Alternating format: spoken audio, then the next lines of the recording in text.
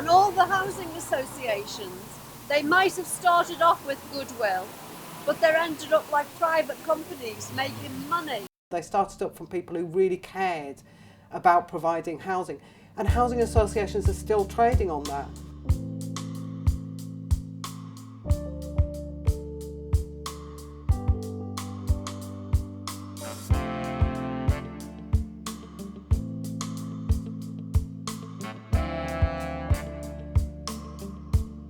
If you look at FTSE 100 companies, if they had operating margins at the levels that housing associations do, they would be touted as, magic companies. In 2018-19, the median operating margin was 25.5%.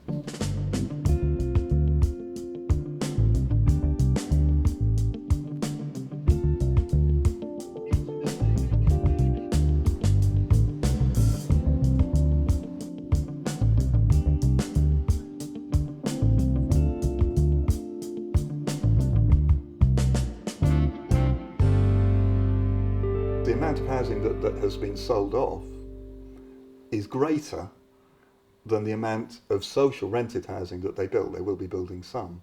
In the last 5 years, 165,000 social homes have been lost and not replaced by the housing association sector. When a tenant dies or when a tenant leaves their home, a social rent home, they put up the rent to affordable rent, which is 80% of market rent. It's kind of Orwellian housing speak, if you like, really, rather than telling you what it is. So whenever you hear affordable housing, it's best to put the brackets unaffordable in front of it.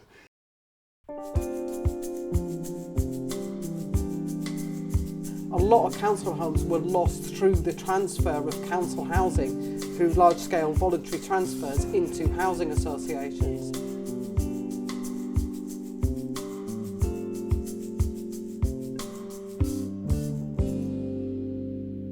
These are homes that should be let to families. They're in perfectly good condition. They should be let to the families in need, but are actually going to be sold to anybody who wants to snap them up and let them out as landlords on the private market.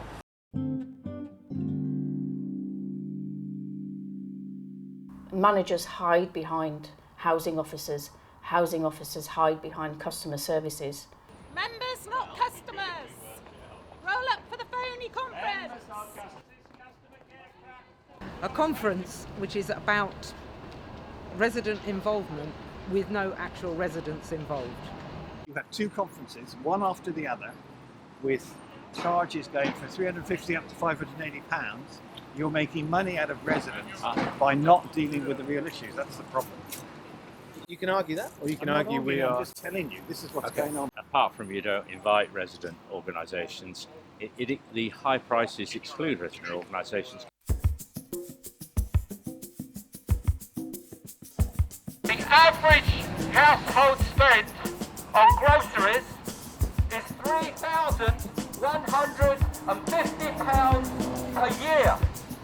Yet these social landlords think it's acceptable to spend more than that on a seat at a table in a water ceremony. Yeah, well, some of them look at you as if you're something off the bottom of their shoe.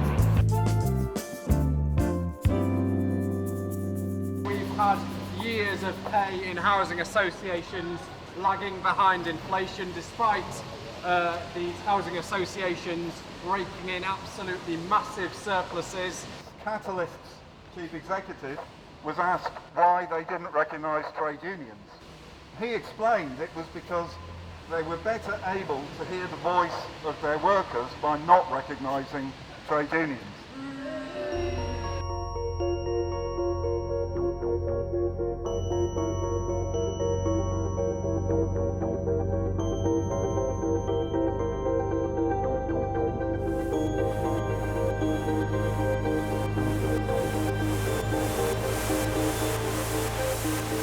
Our rates keep going up and our services keep going down, and there's no excuse for that.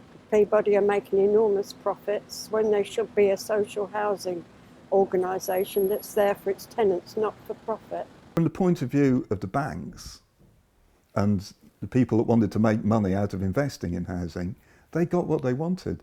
And in some ways, rather than having, on your estate, the office door being BlackRock, run from Wall Street, it's probably politically better to have some anodyne name of a housing association on that name board. More than 3 years since the Grenfell Tower fire, some Londoners are still finding out that they have potentially dangerous cladding. I haven't really slept properly, just worrying about not only whether I have to pay to fix this and whether I might go bankrupt or maybe lose my flat, but also the fact that it just really doesn't feel safe being here. The block now has a 24-hour patrol, walking the corridors to tell residents immediately if there's a fire, known as a waking watch.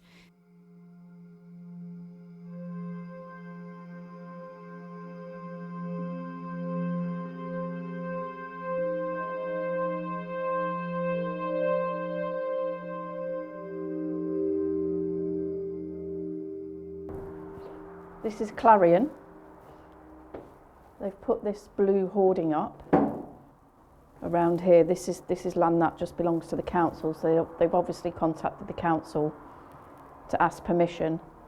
But this is going to be a site office for removing the cladding off the building. We have this brick and ceramic tiles and wooden cladding, wooden sort of boards. So this is what has been deemed as unsafe to be on this building. As yet, Clarion have not engaged with us on specifically what's happening, when it's happening and how it's happening. So I'm still quite in the dark about that. Nothing about cost and nothing about repayment.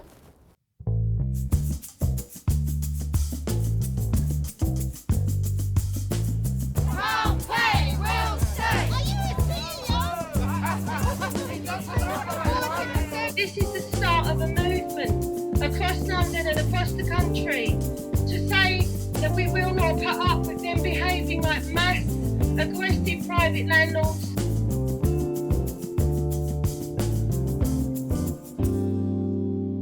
We're organising ourselves with social housing action campaign so that we can challenge our landlord, whether we do a service charge strike, a rent strike, a petition, launch some legal action against them, expose them to the media. Try to do and get organised yourself, and then definitely send a delegate to SHAC. If it is impossible, join SHAC on your own. Just get that backing. Just sit in on meetings, listen to others, put your case forward, and we will all help you through. We feel that we have to do something, because if you don't do anything, all you're doing is you're keeping in the hamster wheel of housing stress. For the workers as well, because they go through the same, because of the malfunctioning of one housing group or Clarion, or if we get it, they get it for sure. We're both fighting for the same thing. We both actually need the same things, which is, a housing association that cares about the welfare of its tenants and the welfare of its staff. Yeah? And any moves towards either of those will be complementary to the other. We've got staff who for 3, 4, 5 years have never had a pay rise, not even keeping pace with inflation, and it never ends up with a reduction in service charges or rent for our frontline tenants. So, it's bad for both sides, and we're really proud that we've been able to bring people together, the tenants, the service users and the workers, to act jointly on this, and we're going to keep going until we end this trend right across the sector. So that's us.